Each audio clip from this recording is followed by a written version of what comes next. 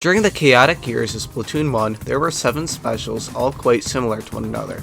They all carried extreme power, were quick to deploy and use, and generally relied on the doctrine of raw power. However, there was one exception to this rule, the Killer Wail. Killer Wail was a unique special in that it didn't carry instant power like the others. It shot an instant death ray down an infinitely long but narrow tunnel with a delay before firing, allowing those caught in its radius to move out of the way. Compare this to Bubbler, which could instantly activate and result in an instant loss to whoever was on the receiving end of the person using the special. While this fundamental difference in design did make Killer Wail fun to use, it came with its own problems. Firstly, it was significantly better on some stages like Walleye Warehouse or Port Mackerel due to its long hallway-like design, and terrible on others like Anko V Games or Moray Towers due to the wide design and large verticality present. However, even on some of the hallway stages, the special had a hard time competing with other Splatoon specials. The time between the whale marker appearing and actually dealing damage allowed for players to actually react, and the thin line that it offered wasn't an all-in-one displacement tool. The thing is, most specials in Splatoon didn't have functioning brakes on their power, though. Kraken was supposed to be left vulnerable after using it if the user didn't get a splat, but that can be countered by just running away while the special is still active. Bubbler's extra knockback was nothing compared to the power of invincibility. This left Killer Wail in a poor state in the meta and completely underused.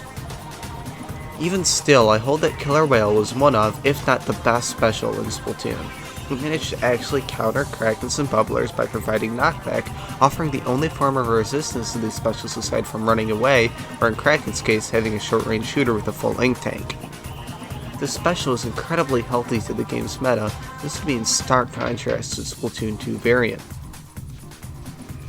A major point in the marketing of Splatoon 2 was the exclusion of all former specials in favor of completely new ones.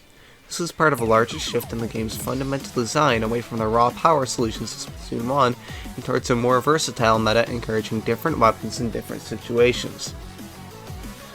So, Killer Wail was reworked, and it became the template on which Stingray was born. Stingray allowed the player to shoot a massive ray of ink that went through walls, similar to Killer Wail. The difference was that the beam was far thinner, and the player aimed the beam continuously throughout the long duration of the special instead of setting it down and letting it play out. This design had many benefits. It made Stingray difficult to master, allowing a higher skill cap and more interesting gameplay. Furthermore, it gave the user info on where enemy players were, making it more possible to take down players who perform in their special or sharking. Most importantly, it was a very important displacement tool that wasn't 10 missiles, and on some maps it practically held splat zones together as a function of game mode. However, there were also major downsides to this design. The global range made those who mastered it incredibly annoying and unfun to fight. Furthermore, due to the way the controls work and its infinite range, the player using Stingray is encouraged to go as far away as possible from the fighting, having the same problem as 10 missiles. This is a scourge upon the Stingray, and it's what kept it in such a hated and unfun position throughout most of the game's history. Interestingly though, upon the game's release, Stingray was actually a very poor special. It would take until 1.3.0 for it to become good, as that was when the secondary beam was added. Initially, only the first extremely thin beam came out of the Stingray, and the special was practically useless. However, with the 1.3.0 update adding the secondary beam, and the 1.4.0 increasing the range for opponents to be revealed by 23%, the rest of the updates would be constant nerfs to try and get Stingray under control. They never would. Splatoon 3 represented a departure from Splatoon 2 to a more Splatoon 1 styled game. This departure saw most of Splatoon 1 specials brought back in a reworked form, and Killer Wail was no exception, being turned into Killer Wail 5.1. This special combined the best of Stingray and Killer Wail, offering 6 tiny Stingrays that automatically aim onto players, but can only be set onto players at the very beginning of the special. The new Wail would be enjoyed and relatively liked. It offers a chance for the user to do massive damage by popping the special at the right time, and it is effective in helping begin a push. This is due to its lethality, but also its ability to be easily outmaneuvered. The Wail always moves with a delay compared to the person being targeted, so it's very possible to survive a Wail without any damage.